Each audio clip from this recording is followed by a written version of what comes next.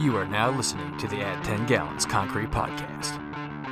Wait, the answer was add 10 gallons? Add 10 gallons. My first thought was we got to put Actigel in it. Yeah, great. Truck's on the way. On the way. Yeah, okay. I've got two observations, neither of which are really educated or well thought out. Which are like most of my observations are. There aren't a lot of problems on a job site that can't be solved with a sack full of biscuits. Today's episode of the Add 10 Gallons Concrete Podcast is brought to you by Actigel 208. Actigel 208 is a high-performance additive for the concrete industry that is greatly beneficial to the producer. It enables them to increase the percentage of manufactured sand by up to 100% and completely replace all the natural sand in the mix. In areas where natural sand is scarce, inconsistent, and expensive, this provides a huge benefit to any ready-mix company out there. Benefits of manufactured sand and concrete include consistent air content, improved compaction, and increased density. Now, in the past, the downside of using manufactured sands was that they were hard to pump, hard to place, and hard to finish. Well, Actigel 208 solves all those issues. By improving suspension, stability, and the quality of the cement paste in the mix, Actigel overcomes the old issues with manufactured sand and leaves them behind. Let Actigel 208 improve the quality of your mix while saving money on every yard you produce. For more information, visit us at actigel.com. That's ACTI-GEL.com. Welcome in, everybody, to this very special edition of the Add 10 Gallons Concrete Podcast. This isn't just your everyday, average, run-of-the-mill podcast where we talk about concrete with people who are smarter than us. Today, we're going to talk about quarantining in a foreign land. With that, Paul, what's going on, man? I am quarantining in a foreign land 3 doors down from you, and just enjoyed the salad that the security guard just dropped off at my door. Right. Well, we'll get into stereotypes for this quarantining deal a little bit later, but the food has been above par, if I had to give it a grade. Yeah, well, we read articles before we came here, and they were showing like dudes that just had like a slice of white bread with a piece of cheese on it, and that was his meal. So our expectation, the bar was set really low, and they've overachieved quite a bit here. Yeah, so it may depend on where you decide to do your actual quarantining. The hotel that we're at here is pretty decent. Maybe it varies depending on location, but whatever, man. The Residence Inn Montreal Airport location has treated us well so far. Yeah, so Josh and I are headed to Nunavut. If you don't know where Nunavut is, it's the Arctic Circle, like legitimately the Arctic Circle. We're headed there, going to a gold mine. We're going to put Actigel, the presenting sponsor of our podcast. We're going to put Actigel into the gold mine, see if we can't help these guys out. But in order to get there and spend the week at the mine, the Canadian government says, hey, if you're traveling in from out of the country, citizen or not, you got to spend 14 days in quarantine. That's right, 14 days. So Josh and I are completing the first step of our 14-day quarantine at this Residence Inn, which, the stay here is like extra high security for these first couple of days. Yeah, we can't do much. We are essentially quarantined to our room. They bring us our meals, and that's pretty much it. But that is short-lived because we got our negative COVID test back. When we got to the airport, we had to take a COVID test after we got through customs and all that stuff and asked a million questions. And I had it a lot easier than Paul did. I'll let him get into that. But so the COVID test came back negative. So now we're able to go elsewhere and finish out the rest of our 14-day quarantine period. So we'll be at another hotel within the area for the next 12 days. Once that's up, we'll be off to the gold mine. But getting through security was post-apocalyptic, if I had to give it a term, because you're walking through the Montreal airport, which is fairly well trafficked, and you're going through the customs area, and they got all these metal detectors set up, and you got ropes everywhere, and not one single person, not a soul. It was very eerie. Yeah, the entire customs come in. You're used to seeing it hustling and bustling. Normally when you're on these flights, If you're coming from a good distance away, you might be on a plane with 250 other people. So you all get off, and there's 3 other flights that also landed just at times. You got like 1,000 people trying to get through customs, and everybody's nobody knows how to work the kiosk. It's always something, right? We walked in. Josh took a picture. I don't know if he put it up on social yet, but there were 2 security guards in the middle of the entire customs formation. Not a single passenger was trying to go through. It was absolutely creepy. It was me and Josh. We're coming down the escalator. We're the only people there that were not hired and working at that airport. It was just me and him trying to get through. So I don't know what that says about us. These are crazy. But no, I mean, you made the comment while we were there. You were like, man, there has to be 10 employees to every 1 passenger walking around. I mean, the airport was well staffed for sure. And there was hardly any of us and a whole bunch of them. Yeah, well staffed. They had the security agents, they had nurses, they had administrative people out the wazoo, and we were a little bit. The only thing that had me nervous coming on this trip, like I'm not concerned with the coronavirus itself. Like we're young, we're healthy, we're active. I'm fully vaccinated. Really not concerned about the coronavirus. What I was concerned about is getting into the country. The whole you can or cannot enter the country wasn't dictated upon the Canadian government's guidelines for who you are and what you're doing. Their entry requirement was, how's that Border Patrol agent feeling that day? So we go in, Josh and I go into 2 separate lines. Not that it mattered. There were 10 border agents and 4 people trying to come into the country. And so Josh goes to one person, I went to another person.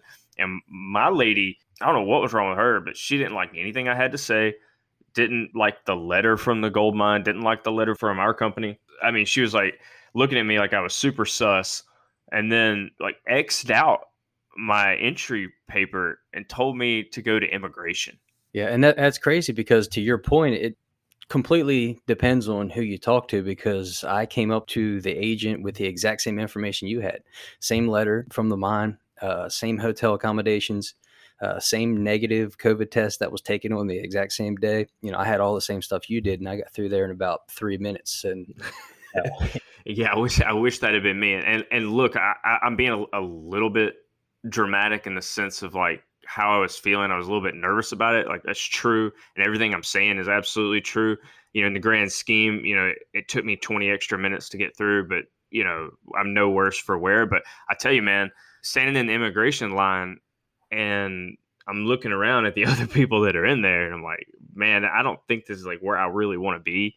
And you have Canada's version of an ICE agent is just grilling you and grilling you and grilling you in this interview. This interrogation is a better word for it.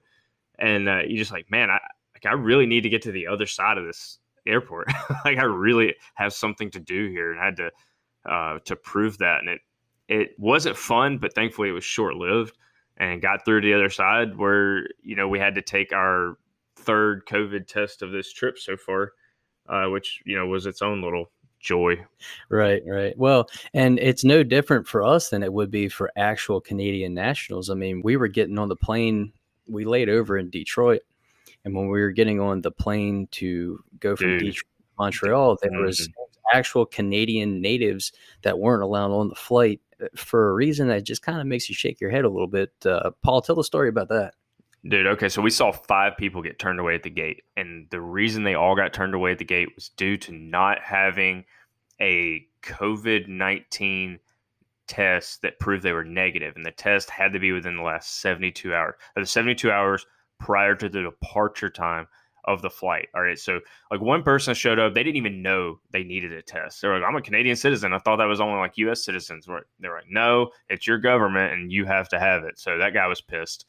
Another lady was trying to get on, but she didn't have the right kind of test, I don't think. It was hard to hear her exact thing, but I think she made the mistake I almost made. I think she had an antigen test, and they were like, no, you can't have a rapid test. You got to go get the PCR version. And then the craziest one was this elderly couple who were, and I think rightfully so, irate. Now, they weren't being as mean to the gate agent as he thought they were being, but they were pissed, and they should have been pissed because they did what they were supposed to do. They got their PCR test. They got it within 72 hours of their departing flight. But what did Delta do? Delta canceled their flight and rebooked them on a flight later that day. The flight later that day, it just happened to be the one Josh and I were on. But guess what? That fell outside of the 72-hour requirement for their PCR test. And that gate agent would not let them on the plane. He said, absolutely not. Go find a hotel. Gave them the address of a place that they could go get another PCR test. And these Canadian citizens had to go and stay longer in the United States of America. There was no getting onto that jet bridge, and it wasn't their fault. And they were pissed, and they should have been. Yeah, no, for sure. Well, and to put it into context, they were mad because their test was 4 hours older than it needed to be. And the only reason it was 4 hours older than it needed to be was because of nothing to do with them. It wasn't in their control. Their flight was canceled or delayed. So now they have to go get another test in which they had already received. And then they got to put themselves in a hotel at least one night, maybe two, because it takes 24 to 48 hours for this PCR test to come in. So you're not sure what flight to book initially. And then you don't know if you need a hotel room for 1 or 2 more nights. And then overall, you're delaying your trip for another, 2 to 3 days on average. So I can imagine their frustration, definitely feel their pain. Dude, well, it would have been me. I would have been those people because I went and got my test on Sunday, which was 72 hours, or really, 3 days before the flight. And I went and got it at 12:30 p.m. And on Monday, Josh and I, we were communicating, and I was like, hey, man, I got my test, and I showed him a picture of it, and he was like, hey, I don't think that's the right test. And so I went and looked, and sure enough, I had an antigen test, which is allowed when you're coming to the United States, is not allowed when you're trying to get into Canada. And I was like, oh my God, I'm glad you caught this. I had to run out to CVS and get a PCR test. And me and Josh were sweating bullets ahead of our flight because we didn't have our results. And our flight was taken off the next morning. Clearly, we're here. So we got our results via email like really late at night, right before our flight. But if that antigen test, let's say I had taken the right test Sunday at 12:30 p.m. Well, our departing flight was 2 p.m. out of Detroit to go into Canada. My test would have been 73 and a half hours old. They would have kicked me off that flight as well. Yep, they would have kicked you off for 90 minutes. 90 minutes. How crazy is that? Yeah. And that's where we'll have to stop before I start getting political. Well, this is a special episode. Do we get to have new rules? Oh, I don't know. That's a good point. If I can throw politics and the medical professionals under the bus. Hey, did you check in for quarantine symptom updates on the app? I did that. Yeah, let's tell the people about the ArriveCAN app. So there's cons to everything. Okay. So the one pro I can think of is the fact that when we were going from Detroit into Canada, we didn't have to fill out those papers that you show to your border patrol agent. Whereas like I haven't been in contact, I haven't been to a farm. I don't have goods exceeding a certain value. Here's my birth date, passport number, so on and so forth. We didn't have to do that, but we did have to download this app where we put all that information in anyway. And they can track you with that app. And then we have to fill out a short questionnaire every single day, basically check in saying, hey, I don't have a cough, I don't have a cold, I'm still okay, I'm still alive, everything's fine. We have to do that every single day with this ArriveCAN app. So we traded in the convenience of not having to fill out that paper on arrival, and we traded our personal freedoms.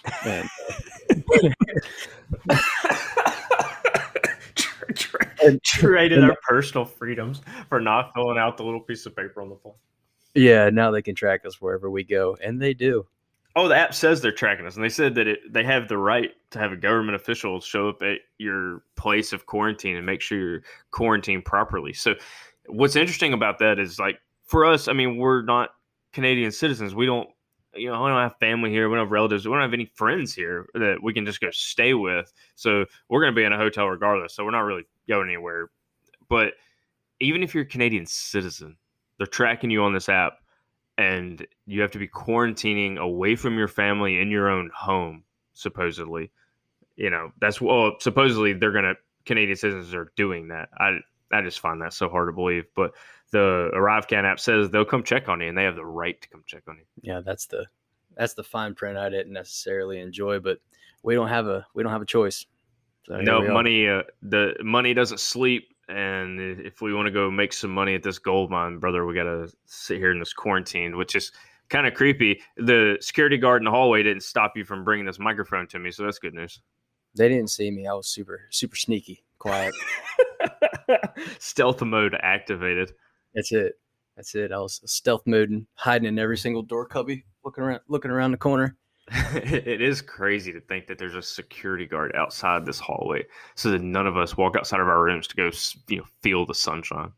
I know. But yeah, like you said, man, you got to do what you got to do, especially now. So if you want to go travel and take these opportunities to, push Actigel even further into the mining sector, and hopefully that's what we'll be doing, and that's our job. So we got a cool story to tell, and we got a cool little, new cool little segment for the podcast here, and we'll keep everybody updated on our trials and tribulations and stories and thoughts and everything that go along with a 14-day quarantine period before we can go up to a gold mine and none of it and actually have a little fun. I am really looking forward to doing some work up there. Yeah, it'll be good. We got how many days? 5 days, I think, of work that we're going to get done. Plus, you got to travel there. You can only get there by airplane. It is legitimately the Arctic Circle. There are no roads. Ships can only travel there a couple months out of the year because it's frozen. It's going to be 20 hours of daylight every day. Sun doesn't set until 11 p.m. at night, and it rises again at like 3:30 in the morning. So, it's going to be a wild adventure at this gold mine as we put Actigel into their paste backfill. Man, this is a pretty neat little segment we're doing. I appreciate you putting this together for us, and we'll talk again on quarantine day 2. Yep, we'll do that. We'll put out a quick little, let's call them 10, 15 minutes, however long it takes us to get the hate out and this is like talking to somebody. A little bit therapeutic. Yeah, this is a very therapeutic section of the podcast where Paul and I get to feel normal for a little bit, and then we'll go back to our isolation chambers, which it could be worse, but nevertheless, I would like to be outside right now. But we're always so busy and so active with our jobs that to be like hunkered down somewhere and be told you can't leave your room is kind of weird. So I think day 1 or 2, it's been kind of novel, but talk to us again on day 12, see what we're thinking. Yeah, talk to us in a week. Yeah. I'm gonna go do some more push-ups and sit-ups. I'll talk to you later. Oh, I need to do push-ups and sit-ups. All right. Thanks, man. All right, y'all. Thanks for being with us, and we'll see you around for another update tomorrow.